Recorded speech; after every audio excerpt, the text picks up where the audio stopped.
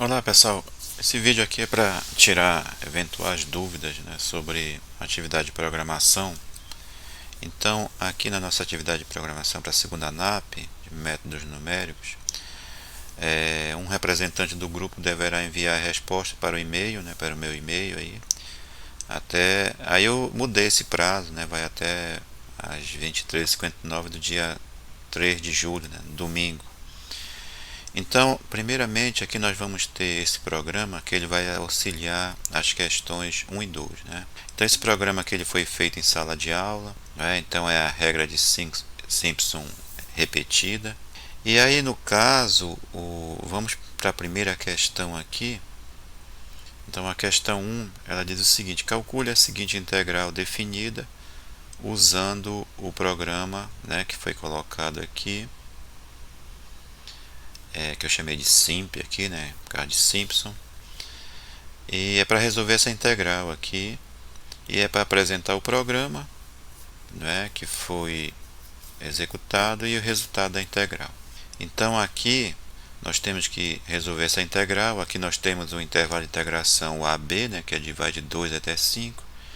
E aqui a nossa função aqui é cosseno de x mais 1 vezes logaritmo de x.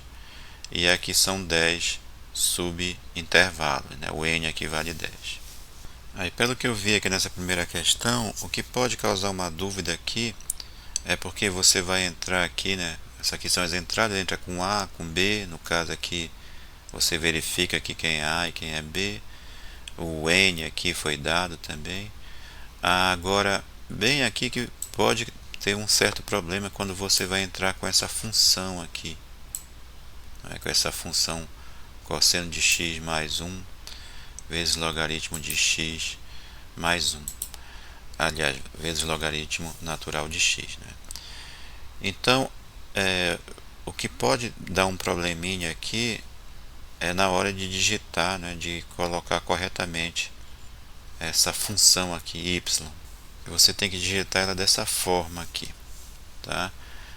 Tem que ter um ponto antes do sinal de vezes aqui. Então tem que ter esse pontozinho aqui antes do sinal de vezes. Senão vai dar erro, né? Que é justamente a questão aí de multiplicação de vetores, né? Então nós temos que usar esse pontozinho aqui, né? Que é multiplicação elemento por elemento, tá? Então você coloca esse ponto aqui e coloca os outros dados nessa questão, que aí vai dar tudo certo.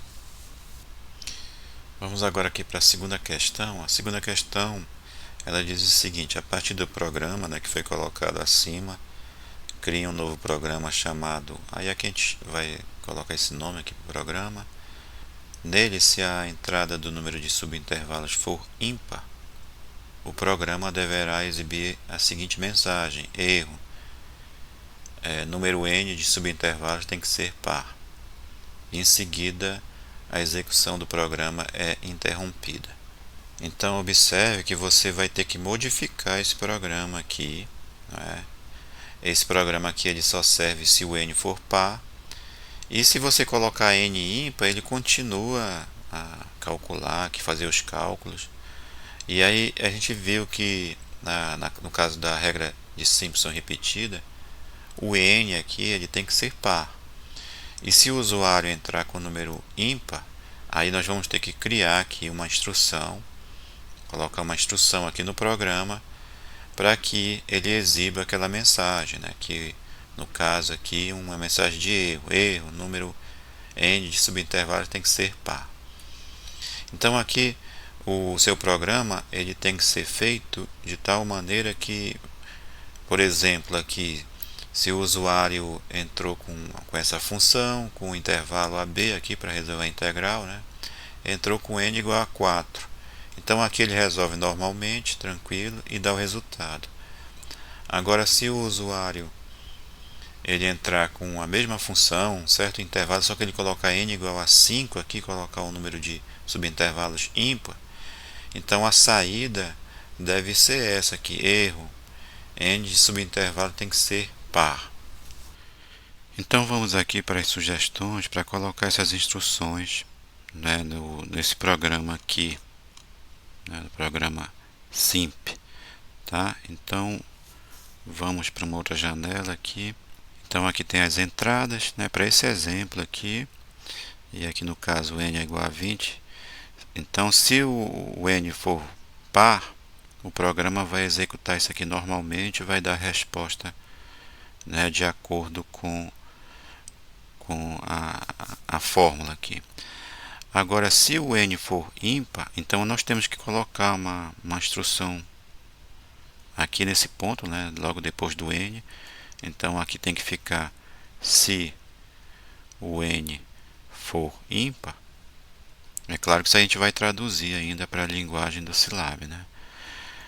Então, né, se o n for ímpar, então aí aqui a gente coloca, né, no display aquela mensagem do erro. E aí depois dá um end aqui, a gente fecha a mensagem, né? E depois a gente dá um end, um fim aqui, né? No caso, então a gente tem que traduzir isso aqui para o Scilab, tá? Então, se o n for ímpar, ele vai dar a mensagem e além do mais, ele ainda pede para interromper o programa, né? Então, aqui a gente vai abortar o programa. Tá? Ele dá a mensagem, depois ele aborta o programa. A gente vai usar essa função aqui, abort. Tá? Então vamos tentar traduzir isso e a gente vai fazer da seguinte forma. Vocês vão fazer o seguinte, vocês vão para um exercício que foi passado lá no início, né, na apostila de introdução a Scilab, né? E tinha um exercício lá que comentava para indicar se um número é ímpar ou era par, né? O computador ele verificava se o número é ímpar ou era par. Então esse exercício aqui é o 5.3, tá? Já estou com as respostas aqui da apostila, né? Dos exercícios. Então esse exercício 5.3 diz o seguinte: escreva uma função chamada par ímpar que retorne ímpar se a entrada for ímpar e par se for par. Você pode assumir que a entrada será um número inteiro positivo. No caso, nosso n não é um inteiro positivo. Então, o que a gente vai precisar é dessa funçãozinha aqui, ó. Tá? Então, vamos copiar isso aqui. Então, a gente vai precisar dela aqui. Eu vou colar ela aqui. E a gente vai fazer as adaptações aqui. Aqui no caso... Aqui a gente vai fazer o seguinte, ó. Esse aqui é o se, né? Se o módulo, aí aqui entre parênteses n, 2, quer dizer, se ele for igual a zero, isso aqui significa o seguinte, né? Quando eu divido o número n por 2, o resto aqui é zero. Então, isso significa que o número é par aqui. Tá? Mas no nosso caso é o n ímpar. Então a gente vai colocar assim, se o módulo de n, aí vírgula 2 aqui, aí a gente coloca diferente, o sinal diferente, esse aqui é o de igual, né? E aí a gente vai usar um tio aqui e um igual. Isso aqui vai indicar que é diferente. Se o módulo de n 2 aqui for diferente de zero, então aí você, isso aqui não precisa, aí você coloca aqui no disp, né, aquela mensagem e dá o end aqui, mas antes do end você coloca o abort aqui, tá? Então isso você vai colocar, nessa instrução você vai colocar logo depois do n aqui. Então se o módulo de n,2 for diferente, aí usa esses símbolos aqui. Então, aí diz, aí você coloca aqui, entre aspas, aquela mensagem e depois dá o abort e finaliza aqui. E depois continua o programa normalmente. Então, verifiquem lá, né, seguindo essas instruções aqui, aí vocês vão fazer o teste lá e vão verificar que vai dar certo. A terceira questão, ela diz assim: implemente um programa em Scilab para calcular a integral definida, para calcular uma integral aqui, né, onde f de x é dada na fórmula analítica, é uma fórmula aí, utilizando a regra do trapézio repetida. Os dados de entrada para o programa devem ser os limites de integração A e B. Então aqui os dados de entrada A e B, né, que é o limite de integração, e o integrando, que vai ser a fórmula. E o número de subintervalos N, isso aí deve ser a entrada também. Por exemplo, para o cálculo dessa integral aqui, aí aqui o limite de integração, o A vale 0 e o B vale 1. Aqui a f de x, né, e aqui é o N, né, que são 10 subintervalos. Executando esse programa aqui no método, na regra do trapézio repetida, né, o resultado tem que ser esse aqui. Então, esse programa aqui é muito parecido com esse programa aqui que foi feito, né, que foi colocado em sala de aula. Esse daqui é a regra de Simpson, né, a primeira regra de Simpson. Então, o que vai mudar basicamente para a regra do trapézio é essa instrução aqui, né?